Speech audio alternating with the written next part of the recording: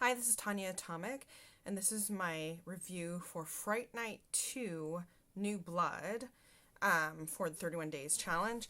Now, Fright Night 2 New Blood is not a part 2 of anything in particular.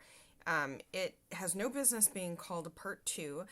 I think that 2 should have been spelled Too, because it is a movie that is sort of a Fright Night movie also. But it's not really a part 2. It doesn't, the original film already had a part 2. It's not a sequel to the remake that came out, and there's no other movie that it's a sequel to. So what it is, it's a strange one to me. I think it's kind of strange because what it is it is a retelling of the original script for Fright Night, the original film that came out in the 80s, and it's just based on that movie, based on that script, but some of the things are different. Like they're in a different location. There's a couple different things that goes on, but everything pretty much parallels the original story. The same characters' names, and even Tom Holland is credited as writing the story to this. So it is strange. So it's a retelling of the original story with different elements, and then there's all these nods to the original, which I don't like how they did that.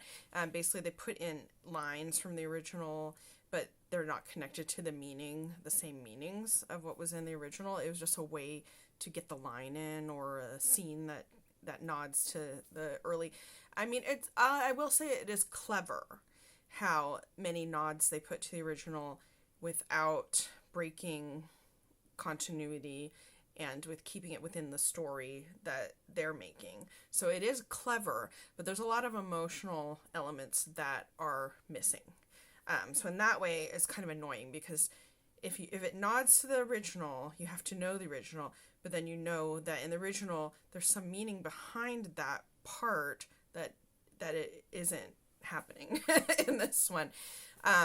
But I will say, so Jamie Murray is in this one. We just watched Jamie Murray in the last film, and so we followed her to this one.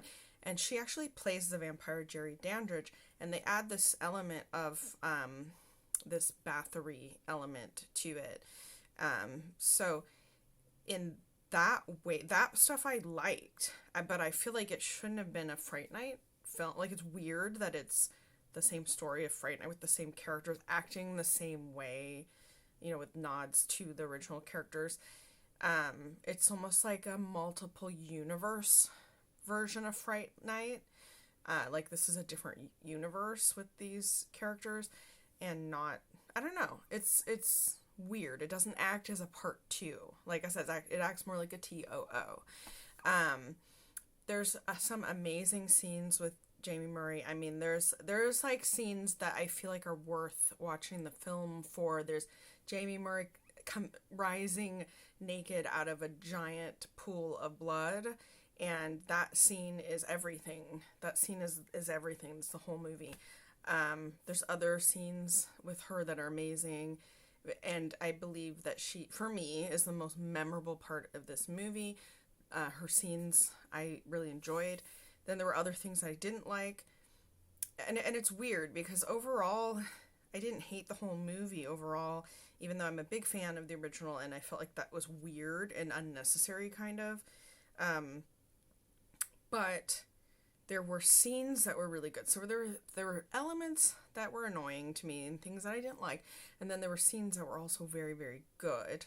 So it was a weird one. It felt disjointed to me. It felt odd.